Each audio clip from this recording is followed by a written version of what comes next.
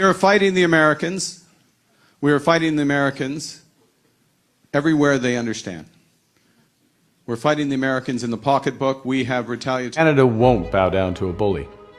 And we won't stand by as tariffs hurt our workers and their families. Trump wants us to lose our cool. And President Donald Trump's economic philosophy has consistently championed a vision of American economic self-sufficiency, an approach that has often been defined by its skepticism towards international trade and its frequent dismissal of a need for import from crucial trading partners like Canada. Welcome viewers to my channel. If you're new here, please subscribe, like my video, and turn on notifications so you don't miss our next update. His public... We have retaliatory tariffs on them. We just hit them again in the auto sector. We're fighting them on Fox News, which is what... The tool in our toolkit, 100%. And as he continues to hurt Canadian families, Ontario families, I won't hesitate to do that. That's the last... Statements, which often suggest that the United States is uniquely endowed with an abundance of essential resources like oil and trees, have been translated into formal executive actions. These actions have not only imposed broad-based tariffs on a wide range of imported goods, but have also specifically targeted key sectors. A particularly impactful policy has been the imposition of a 25% tariff on most Canadian imports. This measure has become a significant source of friction, especially because it compounds existing anti-dumping and countervailing duties already in place on softwood lumber, a fundamental material for the U.S. home construction industry. These multiple layers of cumulative tariffs do not simply increase costs. They create a formidable and complex barrier to cross-border trade. As a consensus of economic experts and industry leaders has repeatedly cautioned, this policy poses a direct and serious threat to domestic affordability, particularly within the already fragile and beleaguered housing market. The industrial reality and structural flaws behind the political rhetoric.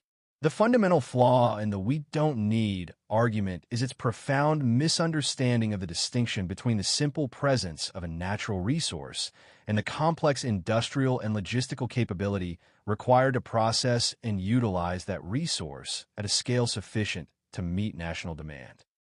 While the United States is undeniably rich in forest land, with an estimated 300 billion trees, the domestic lumber industry currently lacks the extensive infrastructure, advanced milling technology, and adequately sized skilled labor force necessary to process this raw material into a sufficient volume of construction-grade lumber.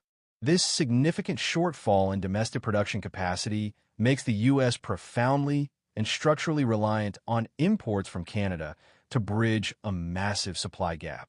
Softwood lumber is not a luxury or optional product.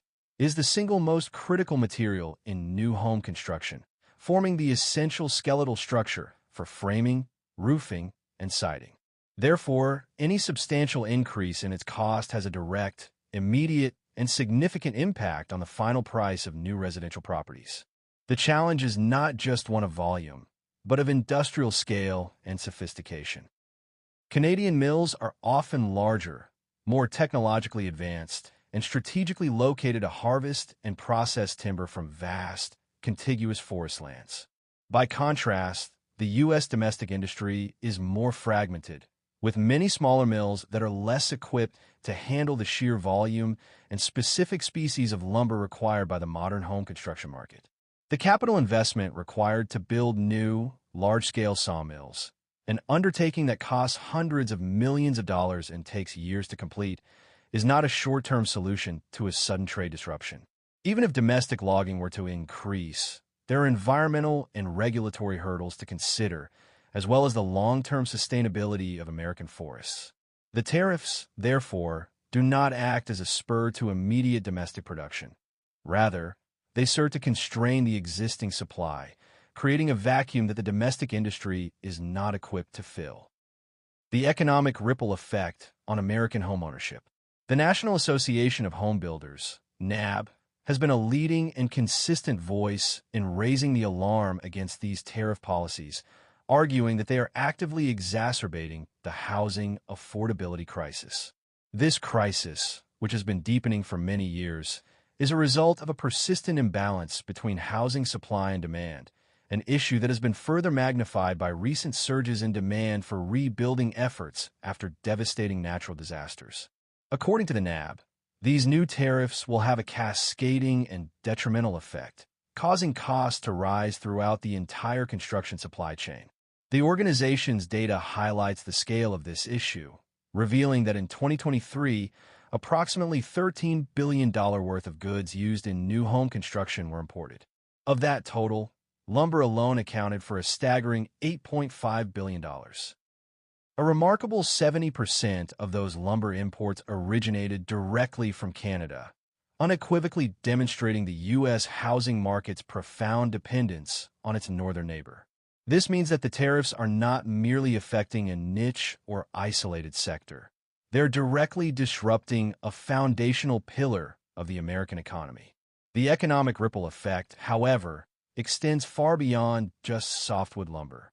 The NAB's analysis also points out that other vital imported materials, such as lime and gypsum used in the production of drywall, with 71% of those imports coming from Mexico, are also subject to these same tariffs. When the cumulative costs of all imported construction materials are taken into account, including steel, aluminum, and even home appliances, the NAB's estimations show that these tariffs could raise total construction costs by an additional $3 billion to $4 billion. This substantial increase will be inevitably passed on to the consumer, making the dream of homeownership a more distant and unattainable reality for countless American families who are already struggling to save for a down payment. The policy, in its pursuit of economic self-sufficiency, ends up imposing a direct and considerable financial burden on the very citizens it is meant to protect. This isn't just about the price of a house. It's about a chain reaction that affects everyone from the local home builder to the real estate agent, and ultimately, the family hoping to put down roots. The diplomatic and environmental consequences of trade policy. Beyond the direct economic effects, these tariffs carry significant diplomatic and environmental ramifications. The imposition of tariffs on Canadian lumber has strained the long-standing and otherwise robust relationship between the United States and its closest ally and trading partner. For decades, the two countries have worked to foster a spirit of cooperation and mutual benefit, culminating in agreements like the North American Free Trade Agreement, NAFTA, and its successor, the United States-Mexico-Canada Agreement, USMCA. Tariffs, especially those that are perceived as punitive, risk unraveling this diplomatic fabric, potentially leading to retaliatory measures from Canada on U.S. exports. This tit-for-tat dynamic creates a climate of unpredictability that could discourage long-term investment and cooperation, not just in lumber, but in other critical sectors like energy, agriculture, and manufacturing.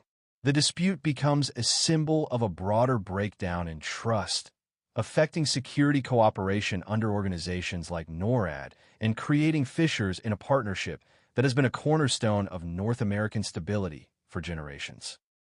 From an environmental standpoint, the push for American self-sufficiency in lumber could have unforeseen and detrimental consequences. While Canada has extensive and often federally regulated sustainable forestry practices, a sudden increase in domestic logging in the U.S. could put pressure on private and public lands that may not be managed with the same long-term sustainability goals. Increased domestic harvesting could lead to a host of environmental issues, including habitat destruction for native wildlife, soil erosion, and the disruption of local watersheds. It could also contribute to carbon emissions, as trees act as crucial carbon sinks.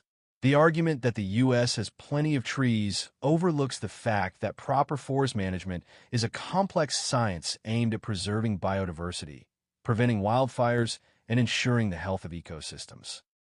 A policy driven by short-term trade disputes risks undermining decades of conservation efforts, trading one form of dependence for another, a reliance on rapid and potentially unsustainable exploitation of natural resources.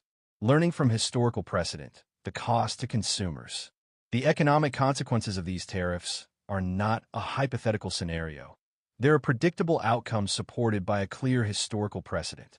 The U.S.-Canada Softwood Lumber Agreement of 2006 to 2015 serves as a powerful and instructive case study. This agreement, which imposed export taxes on Canadian lumber, was a deliberate attempt to give a competitive advantage to the U.S. domestic industry. While a limited number of U.S. lumber producers did see a modest financial gain of $1.6